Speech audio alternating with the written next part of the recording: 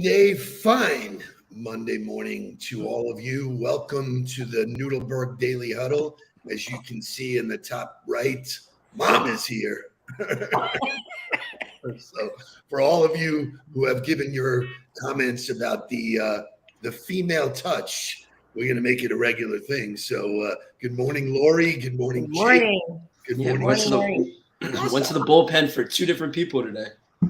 Yes, this is true. So lots of fun stuff. Great weekend. Yesterday was National Family Day, but before we get to that, where is Mark? Show us where Mark is. Oh, well, you took the screenshot. Hold on. Yeah, what? I thought you were showing that. You can't just ask. You have to tell him to load it. Gotta give me a heads up. Gotta give me a little heads up here. You gotta let him know that you want it in the show. Little heads up. There you go.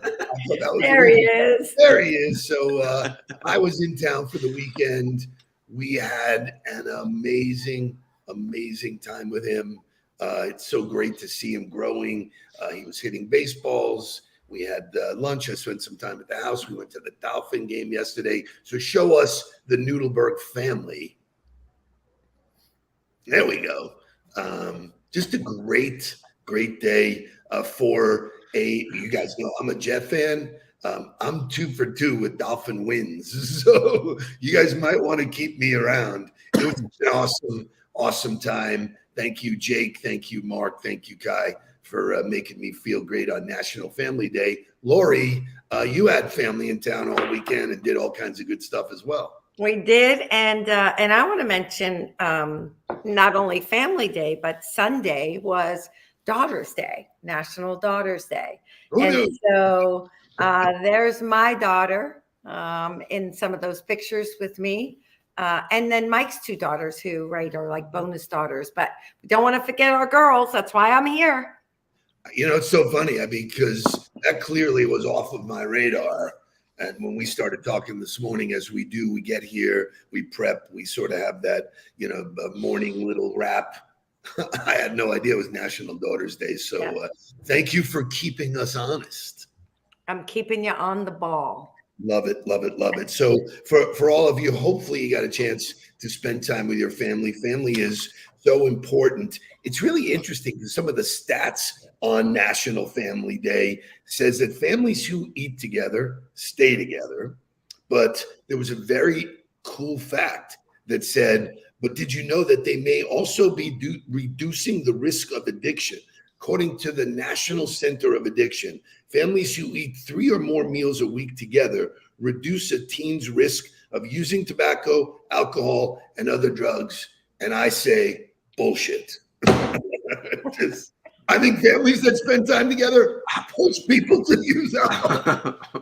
Is that like they spend more time so they don't have enough time to go do drugs, not around their family? What if your family just does drugs with you? I don't know. That's something. But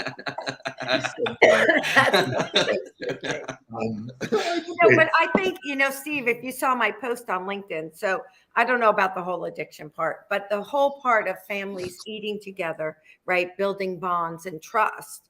If you saw, now I know we're talking about our biological or home families, but I also think, right, our families at work.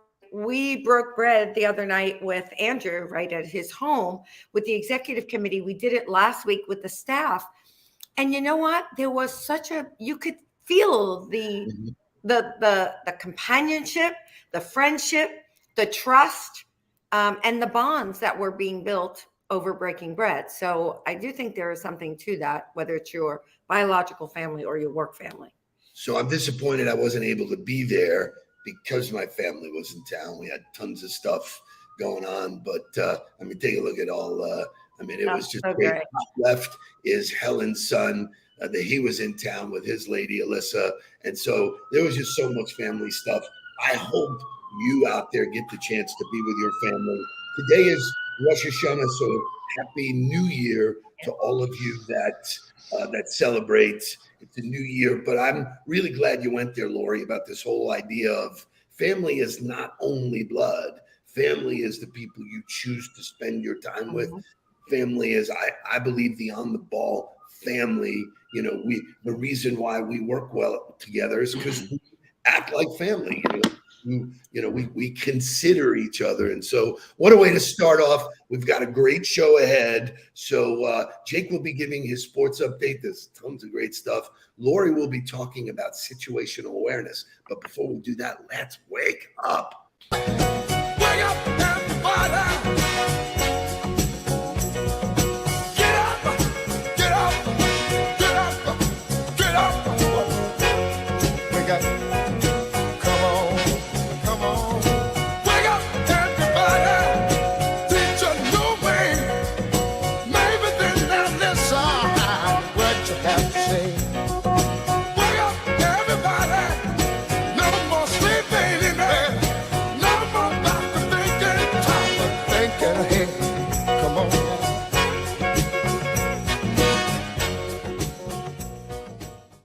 Cool topic, that whole family thing.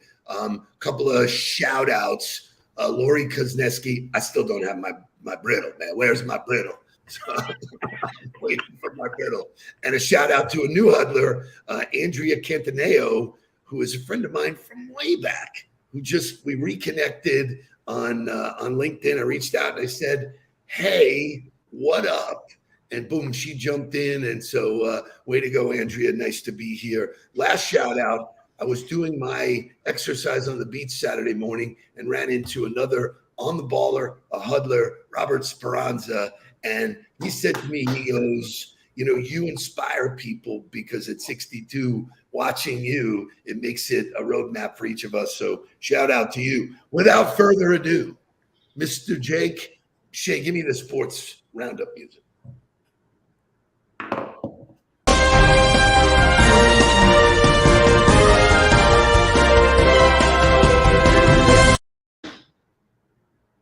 It's you, man.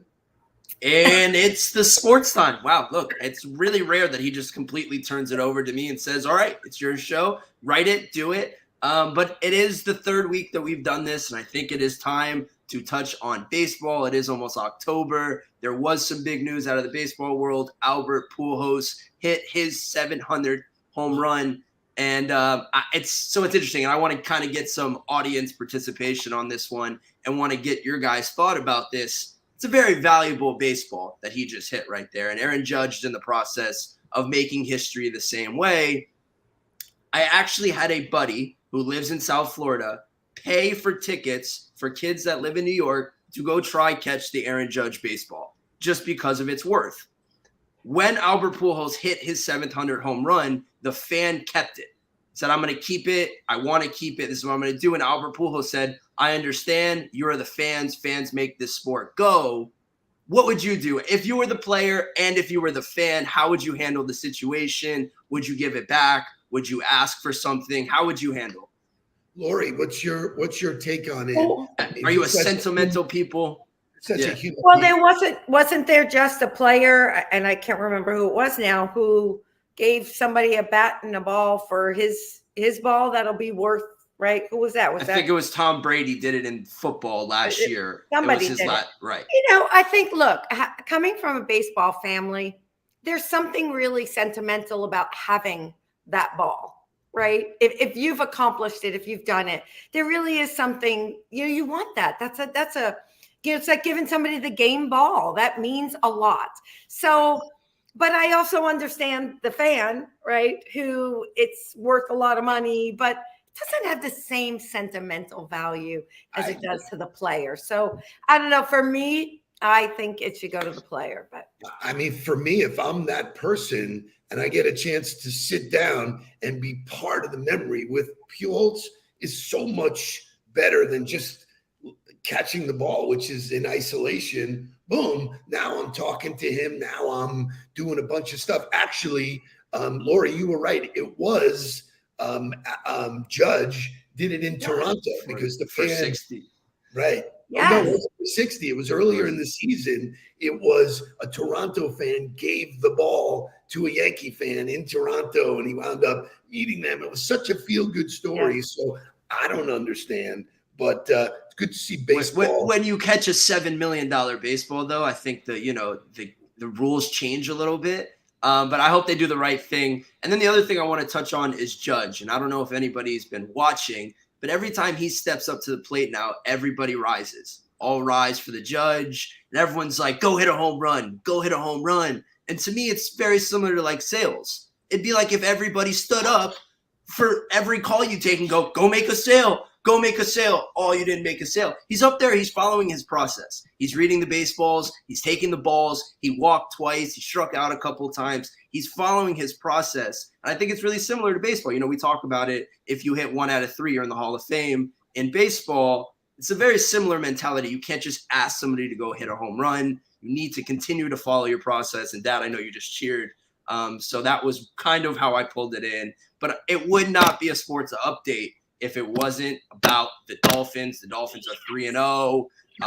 If you were there, Lori's wearing team colors, man. She's Lori, Casey, yes, the Eagles and the Finns are both the 2 best teams in the NFL. I will tell you one thing: it was hot as shit.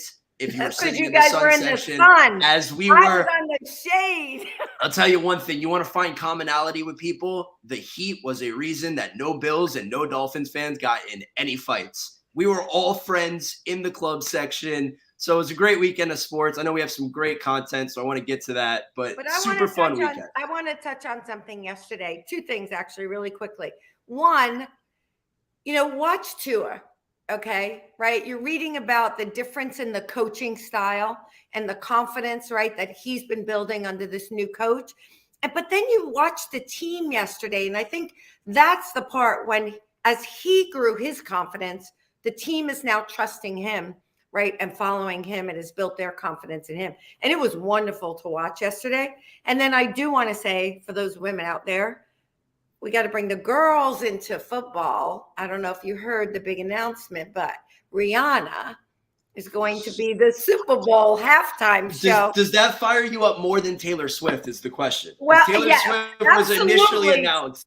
And people were like, oh, no, it's Taylor Swift. And I got to tell you, when I turned on the TV last night, I forget who was playing, but come on, Carrie Underwood in those sexy dresses and the long legs singing that Sunday Night Football. I'm sorry, guys. The women, they're all over this. And this is there is no doubt the NFL is doing their part to bring in new viewership using, the rap group last year, Rihanna this year. So good for the NFL. Super fun. Guys, you wanted the female perspective? You got it, man. Way to go. So last comment on it, Jonathan. Just so that we're clear, it was not his head, it was his back. If you watch him, he gets absolutely crunched on the initial sneak on the previous possession. He gets up, he's ginger, he gets hit again. Yes, it does look like he hit his head. I'm not a doctor. I don't know. I know that people pass concussion tests. They say it was his back, is what it is. I wish I was a doctor, but I skipped those years in school, so. So motivational music this morning is very appropriate because when we come out of the music, we're going to be talking about why you should be reaching out and who you should be reaching out to. Give me the 4 tops.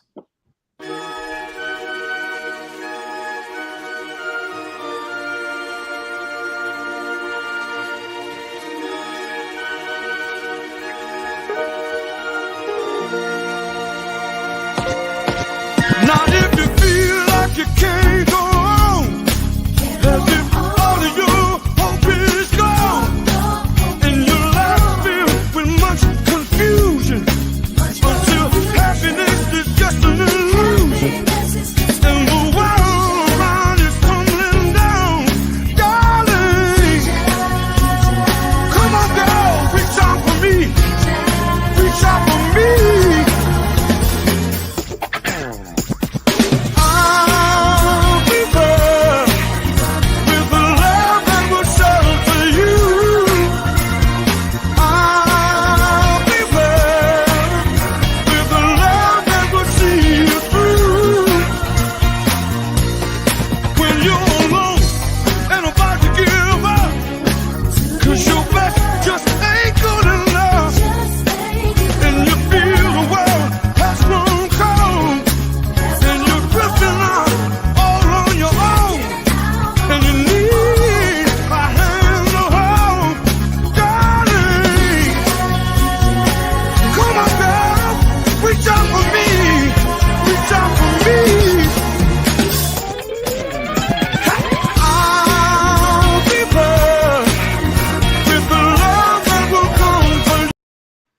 So it just shows you how crazy I am.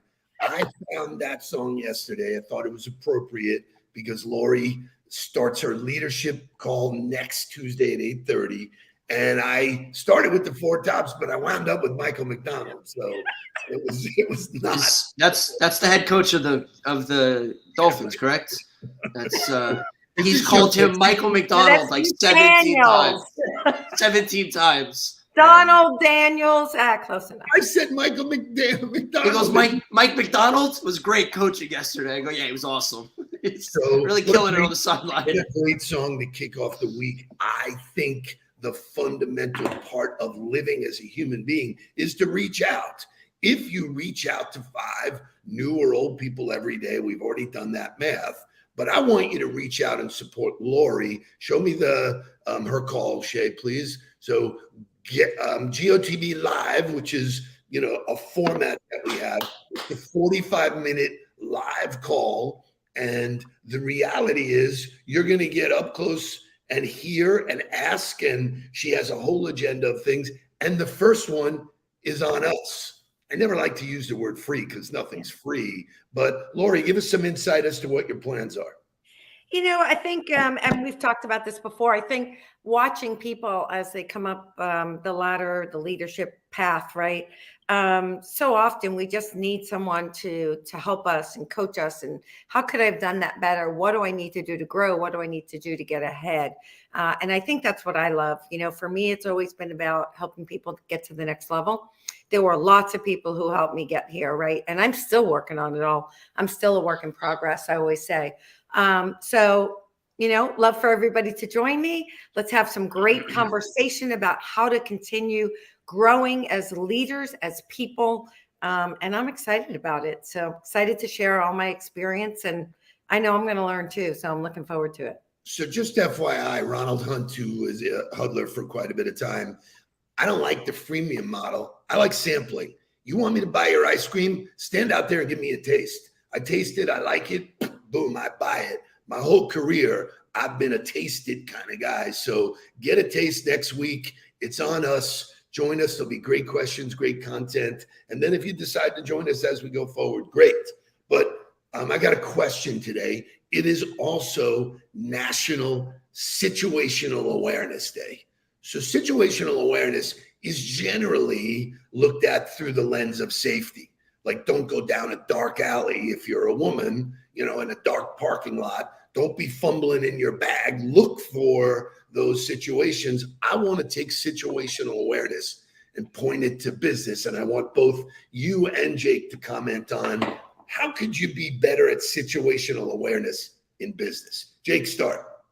Oh, no. Women first, always. Lori, please. We have a get how did I all of a sudden become first in everything?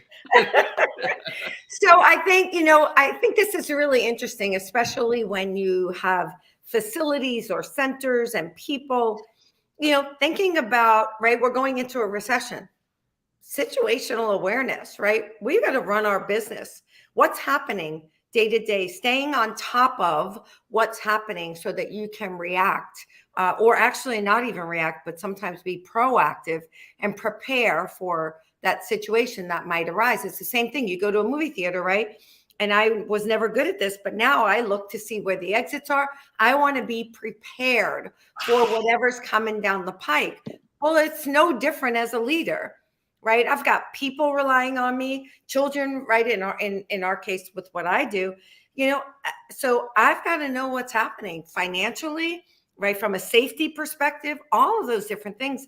I got to be ready to react really quickly. I love that. The word I was hoping came up was preparation, because when, to Mark's point, when you break the game or your life or your business into situations, you can role play and practice it. One of the things that in my sales team, I'd have everybody come back and say, what's something that you lost yesterday?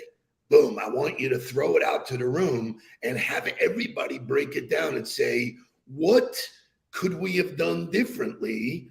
2-minute drills in football is awareness, man. It's situational. What am I going to do? When am I going to do it? So Jake, being. Yeah, I mean, in football, you prepare for every situation. And I think watching the game now that we're not a part of it, me and Mark probably get off on that part of the game more than anything. The decisions the coaches make, the players, everything that goes into it. And I think that's really fundamental while you look at other companies and the information that comes out there and the way that they handled themselves in certain situations and taking the things that other people did and applying it to you and adding it to your situations, even though you might not be in that situation. And you talk about being prepared. You can't know everything that's going to come or have an idea how you're supposed to act in that situation. And I think when you take that information and the more that people share the things that they're doing, they prepare everybody else for those situations. I mean, Lori, you hit it on the head when you said when you go in a movie theater, it's the same thing that happens on a plane. You sit down, they are telling you about a situation that could happen and how do we get prepared for that? So again, we go back to in life, in business, you can be prepared if you pay attention. Listen, we do active shooter training, right? We've got cameras that have already been installed that feed directly to the police and the sheriff's office. I mean, we are prepared. Our whole team is prepared on what to do if something should happen, right? In that particular case, we do a whole risk analysis of all the different situations that could come up. And we do that every year. And we look at that every few months to make sure that we're staying with the plan. I mean, when I was at the board meeting last week and the chief from Coconut Creek got up and shared how real time all of this stuff was happening. It was like they can identify where, unfortunately, the dude might be in the building. And, it sort of brought me back as a young kid. We used to have these air raids. Boom, the siren would go. We'd go under the desk. And it's like, it's unfortunate, but being prepared. And Mark points out, I thought the Dolphin defense made a couple of bad decisions based on the situation. You got second and long and boom, and they're blitzing or inside, so we broke down the game. It was fun watching, with you guys. But this situational awareness breaks down into every single thing that goes on. When you start a relationship, when you maintain a relationship, and to think that you can control the situation is a fallacy. I think that's where you got to be prepared, but you can't control it. Last words, Lori. I think just the last thing I want to add, I think Mark's kind of touched on it a little bit is, even with the financial piece, right? We look at what happens if, right, we do go into a recession. We have already played out every scenario while we're calm, while we're not in the panic mode, right? So when panic, right, when the situation arises, we've already thought it through, right? Much like in the game, right? Hopefully you've thought through the game and you've practiced what happens when that situation arises. So I think it's not only preparation, right? But it's having that plan, putting it into place ahead of time. I'm going to give you a real-time example of something that happened at the Dolphin game yesterday. So we go to our seats. I did not buy my tickets from the Dolphins. I bought them through StubHub, which I will never do again. Jake and Shay are responsible for that. That's why we wound up in the sun. But we had amazing seats. We went to an amazing club. When we got to our seats, there was an envelope sitting pinned to my seat. I opened it up, and it was the guy from the Dolphins saying, "Thanks for coming out. Looking forward to seeing you at more games. Let's chat." Situational awareness. He knew I'd be there. He capitalized on surprising and delighting me and making it personal. Way to go, Cody Dietz. Great job. You and I will be talking because I want to take my family. I want every Sunday to be National Family Day. So right. What a great day. Sign up for Lori's call if you haven't. Come on, let's go. Let's get on the ball. Reach out to Shay. He'll get you all signed up. I can't wait. Lori will be here next Monday to jam it up again. Who is Mark Nudelberg? You guys have my president. Please don't worry about me. I'm about to let my heart speak. My friends keep telling me to leave this. So let's get down to business. Let's get down to business.